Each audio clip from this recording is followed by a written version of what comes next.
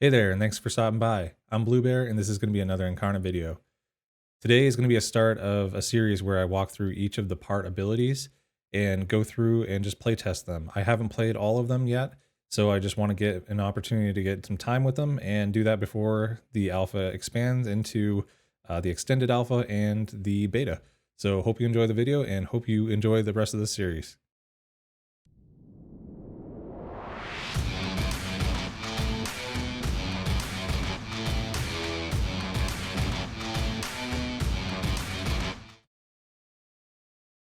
So let's start with the Common Archon Incarnate right now.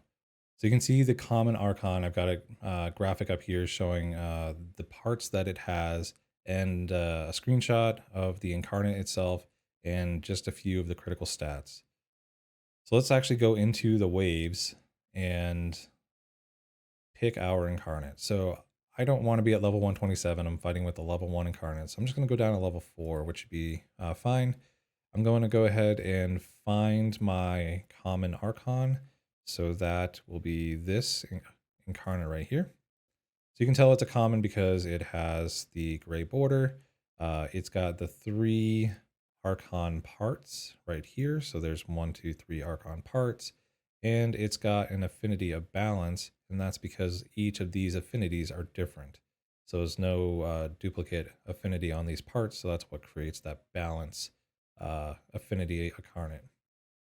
So let's look at the abilities real quick. So the mind part is called Earthlance, and it raises the spaces in front of allies in your presence by Terra +1, then it attacks enemies on those spaces. So basically, I need allies for this ability to work, or just myself because I'm considered an ally on my team. And what it will do, it will raise the spaces in front of those allies by 1 in the Z direction, as long as your allies are in your presence. And that's a really key indication that you need to understand what your presence is on the Incarnate. And that stat right here is right here. This is the pre or presence, and it's got a value of 3. So any 3 spaces away will be in your presence. So any allies that are within 3 spaces from that Incarnate should have this ability work on it. Let's go to the wall ability. So that is the body part called wall. It says raise target space and the AoE +2 spaces east and west of it by Terra +2. So what is this going to do? It's going to pick a space as long as it's within range, and it will raise that space and the 2 spaces to the east and west of it by 2 units in the Z direction. So it's, again, if you can kind of picture it, it's going to create a wall because you're moving 5 spaces up by 2. So let's take a look at the soul part, and that is called elevate. It says raise your space by Terra +3, then attack an enemy in range. Okay, so there's, again, in range is really important because your enemy needs to be within 4 spaces of your Incarnate.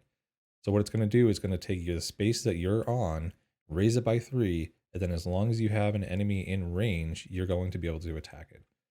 So let's go ahead and take a look at what these look like, and we'll just go ahead and pick a couple random Incarnates here, just so we have some allies on the map and we can see what that Earthlance ability does. Let's go ahead and begin. And we are in an icy world here, or icy board. So it's got that 11 by 11 board. It's already got pre-defined terrain. And this is one of my level 60 Incarnates, so all I'm going to do for these is just move them so they so we can just see what happens when they're in my presence on this other Incarnate. So I'm going to go ahead and move them pretty much anywhere. Shouldn't really matter, just for testing purposes. It's that way, end turn. Let's see if I can get, okay, I can get that Incarnate here. All right, we'll end that turn. All right, now it is the Incarnate that I am testing its turn. So let's go ahead and test the mind ability here, Earthlance. So again, just to recap, raise the spaces in front of allies in your presence by 1, attack enemies on those spaces. So the presence, you can see is highlighted with that kind of teal or light blue color. And you can tell it's the presence pretty easily if you just count the spaces. So my presence is 3. So my presence should go all the way out to here. So 1, 2, 3 spaces, and it does. And if we just do that simple check and see if it can get out to here, it's 1, 2, 3, 4 spaces, or 1, 2, 3, 4, 1, 2, 3, 4. So basically, any way you can get there in the lateral direction is the way you count those spaces. You cannot count diagonal, so you can't go like 1, 2, 3 spaces. It's always got to be in the lateral directions. So if we make sure that, well, if we again check it out, and this was 4 spaces away, anyway we try to count and get there. So the presence, it does not highlight it. So that's how you know that your presence is working correctly. But it's important to know what your presence is, because there are abilities that can actually increase your presence throughout the battle.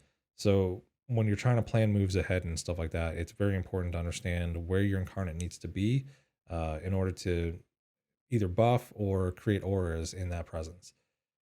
So both of these incarnates are in my presence, 1, 2, 3 spaces, 1, 2 spaces. So we should see that this space, and this space raises. This space raises because it's directly in front of me. This one because it's directly in front of my ally incarnate. This one because it's in because it's in front of this ally incarnate. Now the other thing is, it should say attack enemies on those spaces. So this enemy is going to be on one of those spaces when it gets raised. So that enemy should get attacked. Let's go ahead and use it and see what it does.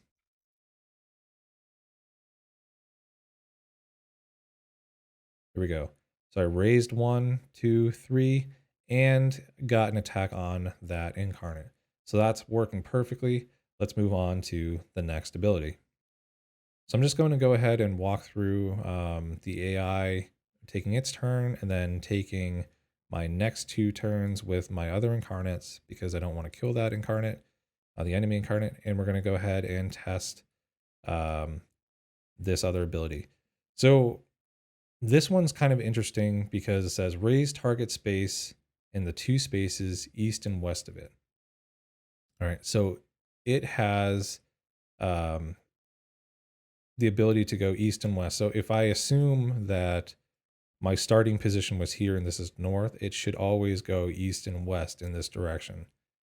The other thing that we want to look at is that the ability says raise target space in 2 spaces east and west. So when it shows raise target space, that's going to be on the range, based on your range stat. So you can see that if I change the camera a little bit, you can see that there are now 4 spaces in any direction highlighted in front of my incarnate. So all of these abilities that are based on placing something or doing an attack is always going to be in front of the incarnate, unless you have another skill that says that all your skills are now capable of going behind you as well, which there is that skill in the game. It's pretty cool, but that's for another video.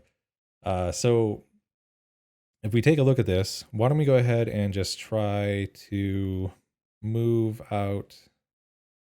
Let's see, we're going to go ahead and create a wall. So let's go ahead and create a wall like right here. So if we do this space here, it should be 1, 2 spaces to the east, to the west, and then 1, 2 spaces to the east. So let's just go ahead and try that and see if this incarnate raises up. So we get to select. Again, you can't select over here because that's out of your range. 1, 2, 3, 4. Actually, it's going. Oh, I'm sorry. It's going to be in range, but I am blocked by line of sight here. It looks like 1, 2, 3, 4. 1, 2, 3. Yeah, so I'm blocked by line of sight, so I can't select that location. But I can select this location, like I said. So I should get these 5 to raise up. So let's go ahead and do it. And there you go. They raised up, and they raised up by 2 units. So this was down below here. So that's 1, 2. This one was raised up 1 from the previous ability. So now it's up to 3. This one was starting at this level, so at 0, and it's now raised by 2. So that works great. What I want to do is I want to try to cycle that again and see if I move it around and that it always goes east to west. So we'll go ahead and do that when it cools down. We'll just end our turn, go through the AI and turn there and turn there. And let's test our last ability here. So elevate, raise your space by 3, then attack an enemy in range. So when you have an ability that says attack enemy in range, you're going to start seeing the red boxes or color coding on the squares.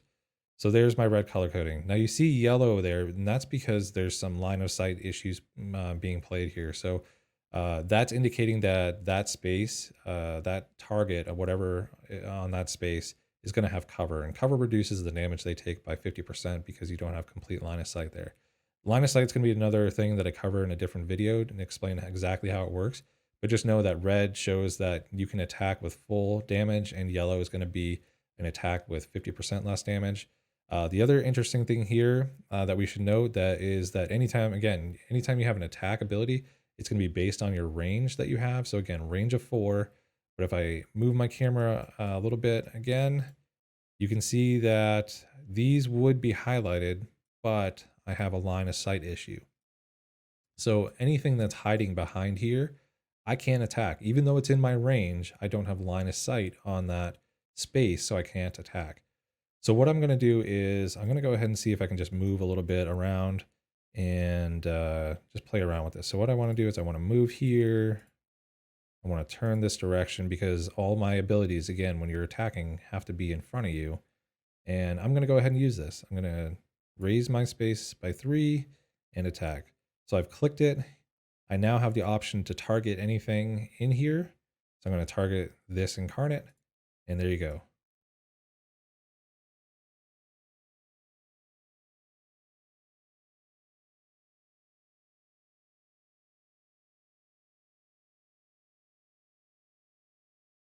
So I've just killed it. This pillar was at this level, so you can see one. Let's see if we can zoom in a little bit. 1, 2, 3 spaces have been raised. So that's working great. So last thing I want to do is I just want to cycle through my abilities again and try to get back to that wall ability to make sure that it's actually going east to west every single time. All right, wall is back. And we'll just move out here somewhere and point in this direction. So again, my starting space was over here, and my north is this way, south is this way, west is over here, east is over here. So this ability should create lines going this way only. What I've done though is I've faced east-west just to see if it messes with the way that it's laid down. So I'm just going to go ahead and use it, and I'll use it on this spot here. So these 5 spaces should raise up. I'm sorry, no, I'm going to use it here, and these 5 spaces should raise up. So yeah, it's very important. You have to keep that east-west in mind. So let's go ahead and use it, and there we go. So those 5 spaces were raised in the east and west direction. So one thing I hope that they implement at some point is some sort of compass. That way it shows you the cardinal directions. That way you understand which way you're facing and which way the skill is going to go over the course of the battle. So that was each of the abilities: Earthlance, Wall, and Elevate. All right, so that's going to wrap it up for the Common Archon and all of its abilities. Again, we went through Earthlance, Wall, and Elevate. We showed you how they work. We also went through kind of the movement and range pieces and the presence pieces of the Incarnates and why they're important to know. If you liked this video, please go ahead and like and subscribe. I'm going to have more of these coming out. They should be fairly short, just walking through each of the abilities of all the rarities and all the class types. And drop a comment below. Was this helpful? What else do you want to see in the realm of just testing parts out? Thanks for watching, and have a great day.